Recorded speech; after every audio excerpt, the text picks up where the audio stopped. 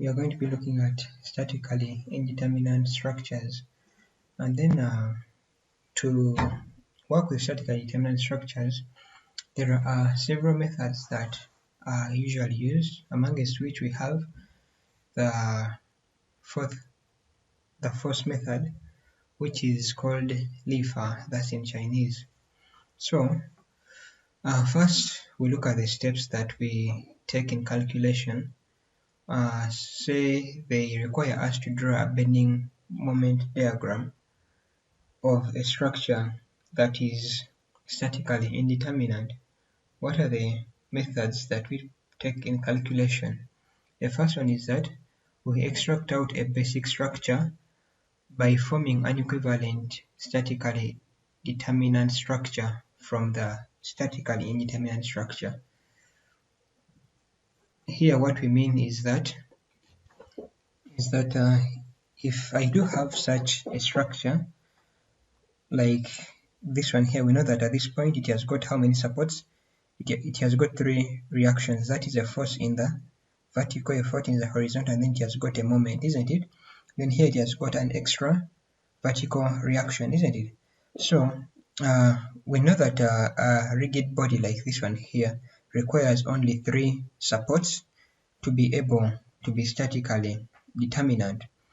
So in this condition that it has got an extra support at this point here, how do we get to convert it into a structure that is statically determinate but then still equivalent to this very structure that has been given? So what we can do that by removing this support here and replacing it with a force. So that means that our system would be converted into a system of this nature here, like that. Then what I do to keep my structure equivalent to what I had initially, I add a force at this point, and then this is a force that we usually name x1, which we usually give a magnitude of 1. So that is one of the ways in which we can do that. Alternatively, another person can do it by releasing the moment at this point, and then the structure is converted into a simply supported beam of this nature. Then here we've got this hinge support, and then we've removed off the moment, isn't it? So what we do, we add on a what? We add on a unit moment. That now would be our xe. Our x1 is equal to a 1. So this structure is similar to this one. So from this, what we see is that in the first step of converting a statically indeterminate structure into a basic structure, there are different models that one can come up with depending on their preference. That is the first step. Then the next step that we do is that we add a unit force at a point whose displacement is required. That is, if in case they require us to find a displacement, but usually we can just keep it up by using the x1 at a point whose reaction has been taken off. Then we just replace it by x1 is equal to 1. Then after that, we draw the what? We draw the bending moment diagram due to the action of the unit force and the action of the original force on the structure. Then after doing that, come and solve for x1. In the equation, delta 11 x1 plus delta 1p is equal to 0. That one we shall get to know what this delta 11 and x1 and then the delta 1p represents when you look at the example. Then after that is done, we compute the moment on the structure from m1 x1 and then the plus mp is equal to 0. This m1 here would be the moment that is on the moment diagram due to the action of the unit force, that is x1 is equal to 1, and then the mp is the moment on the diagram with the original loading, then equal to m. And then having done that, we come and draw the bending moment diagram. So let's look at this by means of an example. Assuming that we have this as our first example, and they require us to draw the bending moment diagram. What do? If we are to use the first method, we say that the first thing is that we need to come up with a basic structure. And for that case, our basic structure, we know that this one is to 1 degree indeterminacy, since this one has got 3 reactions, and at this point we've got 1. So assuming that I relax this side and then I come up with my basic structure as this one, like I have 3 reactions, isn't it? Okay, then I have the original loading on the structure, then the only difference is now on the hinge. So what I do, for the sake of that part where I have the hinge, I can add there the unit force, that is x1 is equal to 1. So this is what I would be calling as my basic structure, BS. After I come up with my BS, we say that the next step is that I come and I draw the what? I come and I draw the bending moment diagram due to the action of the original loading, that is of magnitude Q, and then also draw the bending moment diagram due to the action of the force x1. If say I draw the bending moment diagram due to the original loading, this system here is a system that has got the action of distributed load. So under the action of distributed load, my bending moment diagram would be like this, since it is a cantilever beam. And then at this peak point, I would be having my value as a half QL squared. Then I come and I draw the bending moment diagram due to the action of the unit force x1. x1 is equal to 1. So this one here pushes it upwards, then our tension region is down. So we draw our bending moment diagram on the lower end, since it's the part that is under tension. So that one there would be forming a triangle, a triangular shape like that, of magnitude force times distance, that would be L. Having drawn our bending moment diagrams, this is M, M1. Now the next part, we say that we have to come and solve the equation that was given by delta 11 x1 plus delta 1p is equal to 0. So that means that we need to first find the delta 11 and then the delta 1p. Sorry, this sigma. So sigma 11 is given by the equation integral of, that is m1 times m1, then divide by ei ds, like that. So now this equation, if at all you recall, it's similar to the equation that is used to calculate the displacements in the previous section of statically determinant structures. So in this case here, we are simply multiplying the action of the unit force moment diagram by itself. So this sigma 11 would be equal to, now since we only have one shape, which is a triangle here, and then the triangle is part of the basic diagrams that we talked about, isn't it? So what we need is its area. So 1 over EI would be a constant, then into its area is given by a half B.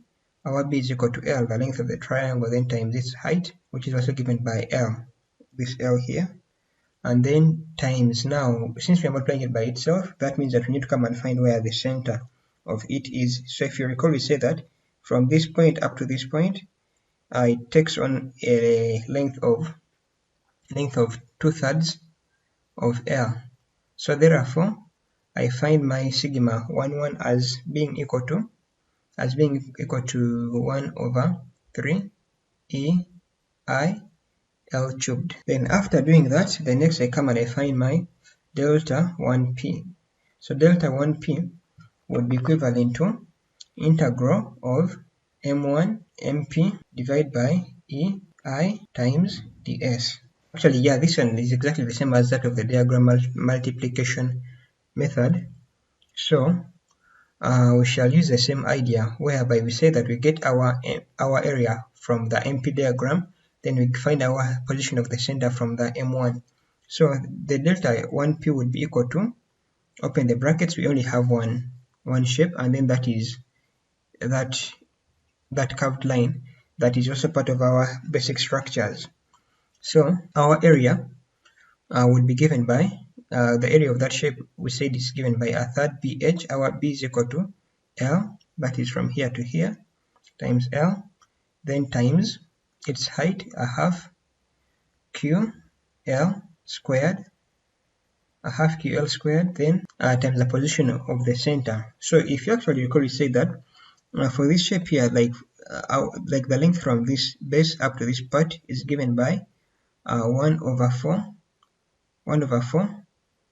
times the length, a quarter of the length. So meaning that from the tip up to this point here, it would be what? It would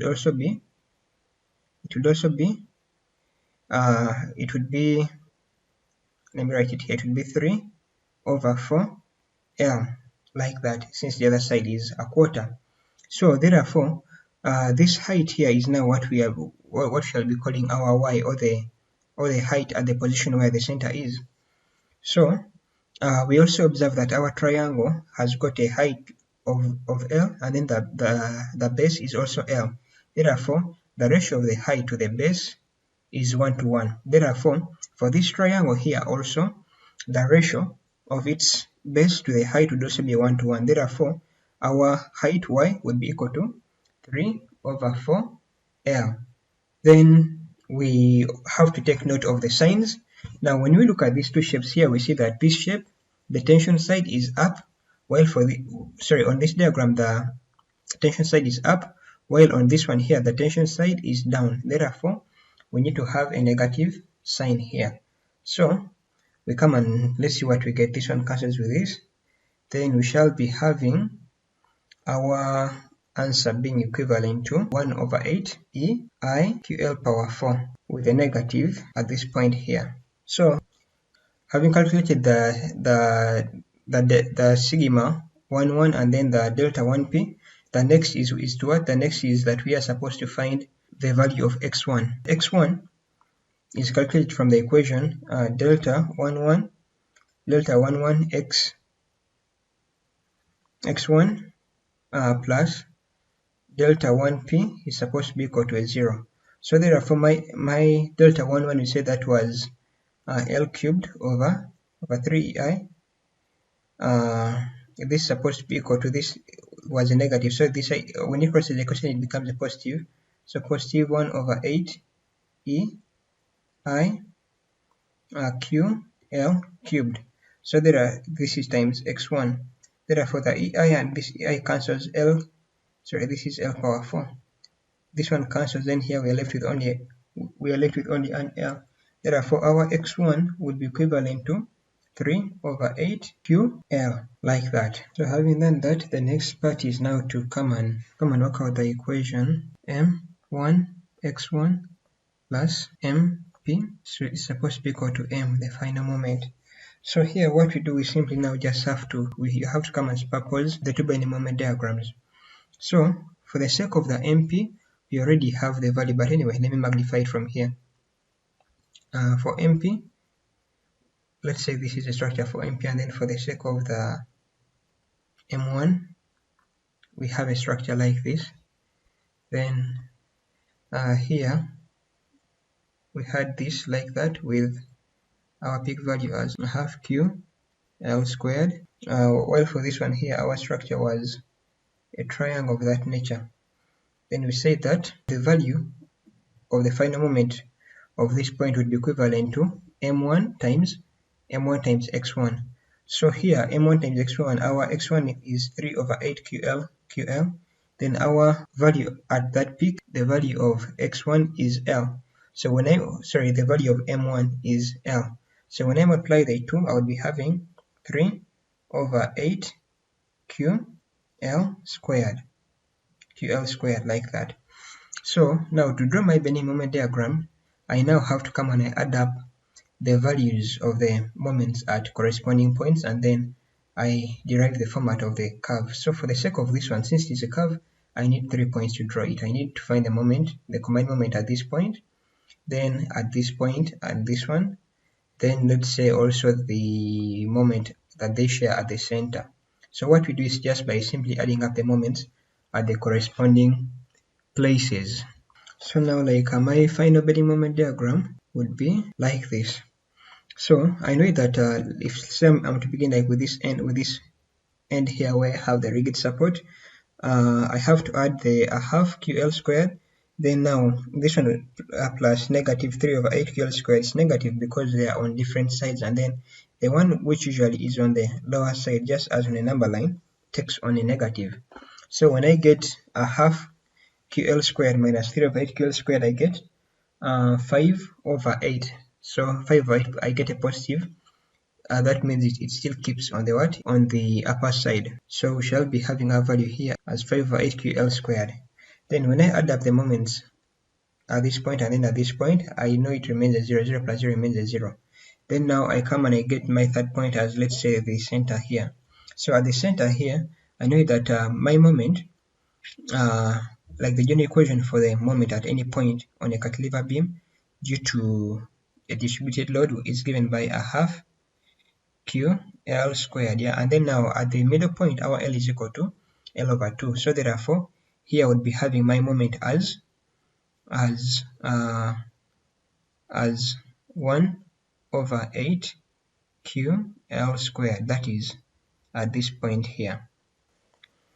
Then for the sake of the triangle, we also need to come and find the moment at a length L is equal to L over 2. So at the point L is equal to L over 2, we need to come and find the value of the moment here. So we know that the big triangle, this one here, has got a ratio of height to base as 1 to 1. Therefore, that means that the ratio of this height to this base here must also be similar to that.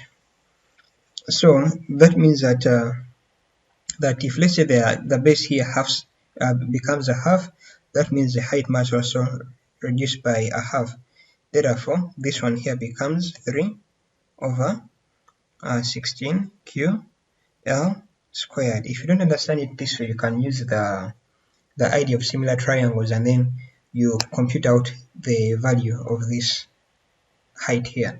So that means that now when I come and I add this 1 over 8 minus 3 over 16 QL squared, I come up with my value as negative QL squared over 16. That means it's to be found down somewhere there, somewhere here. So knowing the 3 points, I can go on and draw my bending moment diagram. So the final bending moment diagram would be